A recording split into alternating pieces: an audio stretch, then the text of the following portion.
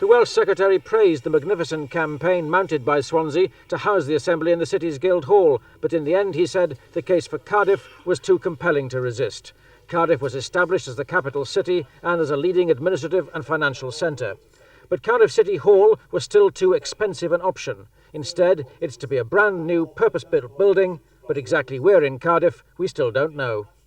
My officials are currently in negotiation with 2 developers for sites at the Pier Head in Cardiff Bay and a new development at Bute Square, near Cardiff's Central Railway Station.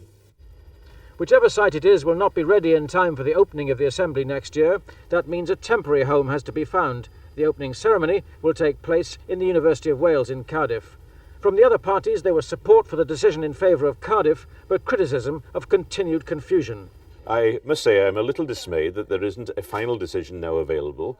After all, we've had several weeks of this infighting arising from the divisions within the Labour Party in Cardiff itself, and now is the time for us to know exactly where we're going. Well, I think it's completely surprising that the Secretary of State for Wales has yet again not been able to make a decision. He should now be known as the Secretary of State for dithering. I'm not being cynical in saying this, I just felt that it was going to end up in Cardiff anyway, whatever Swansea did.